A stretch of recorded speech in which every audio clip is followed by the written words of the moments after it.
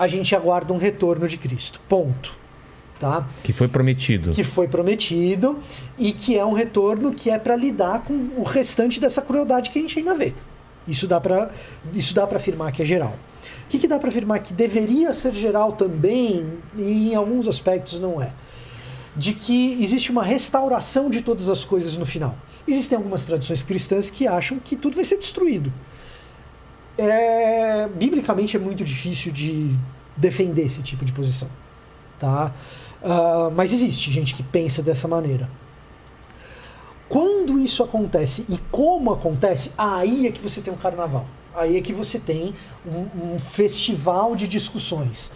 Tá? Se isso acontece com um arrebatamento, depois a chegada do anticristo e depois um milênio de paz, uma vertente vai dizer isso.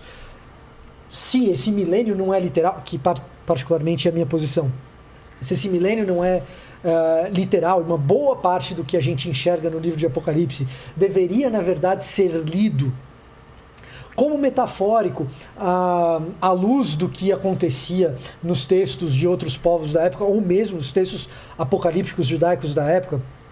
Isso é uma outra vertente. Vai ter gente que vai pegar um meio termo entre essas duas coisas. Vai ter gente que vai ler o livro de Apocalipse só como um documento anti-romano. E tem muito ali que é anti-imperial. Né? Agora, o que todo mundo concorda? Todo mundo concorda o seguinte: não, Jesus volta e ele lida com essas questões da crueldade para estabelecer um novo reino, um novo céu, uma nova terra, uma nova Jerusalém, na qual todo esse sofrimento que a gente está, inclusive os que você apontou, terão as suas próprias lágrimas enxugadas por Jesus, que habita conosco. Isso é algo que dá para afirmar que a concordância... Todo mundo deveria concordar com isso, uma vez afirmando um cristianismo bíblico.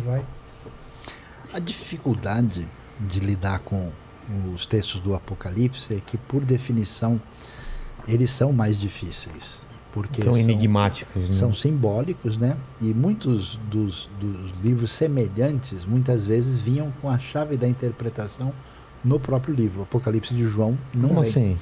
Por exemplo, você pega Daniel capítulo 2 e 7, aparece a visão da estátua. Aí certo. Ele diz, olha, a cabeça é a Babilônia. Entendi. Ele já explica. Ele explica. João escondeu a chave. Ele não dá os Escondeu detalhes. ou se perdeu? Não, ele não dá. Não há intenção de dar essa Entendi. chave.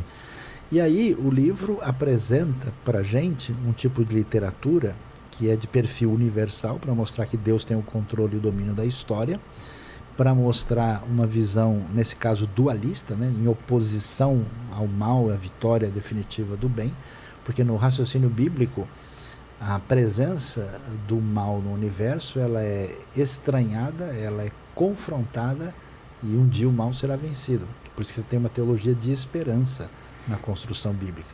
E é interessante porque o problema de novo está com a nossa cabeça, que não bate, né? Você está aí entendeu? Com a chave da senha errada, você está enfiando o arquivo do Mac no PC e diz que não funciona, né? Porque na cabeça bíblica os últimos dias já começaram, desde a vinda de Jesus. Uhum. Ali é o começo. Com essa invasão do futuro no presente já começa. Já começou. Então desde lá a gente já nos últimos dias. Aí os últimos dias começam lá. Então tem parte dessa profecia que diz respeito à época da primeira vinda, outra parte diz respeito à trajetória da igreja e outra parte diz respeito ao desfecho. E às vezes a profecia é biflex. Ela fala ao mesmo tempo do passado e do futuro. Então, nesse sentido, por exemplo, quando é que a grande tribulação? Já está sendo, quando Nero está matando os cristãos. Perfeito. Mas essa grande tribulação se esgota aí? Não. Ela está presente em toda a igreja fiel através da história. Mas haverá uma grande tribulação. Quem é o anticristo? É Nero. Mas muitos anticristos têm saído pelo mundo. 1 João 2,18. Então, há vários anticristos na história, mas tem um anticristo final. O próprio Domiciano, logo depois. O que o pessoal faz? O pessoal diz, não, minha bandeira é do passado, então eu sou preterista, eu acho que tudo aconteceu lá e não existe expectativa do futuro. Então você tem uma radicalização, um desbalanceamento escatológico. Você tem o pessoal que é futurista, não tem nada passado, é tudo para o futuro e vai acontecer assim. E aí o pessoal mede o quanto eles pretendem ser mais ou menos literais. Então, aí é que está a raiz da confusão. Mas assim, dá para a gente conversar a vida toda mais 6 meses aqui sobre o assunto. E não chega em lugar nenhum, né? Não chega.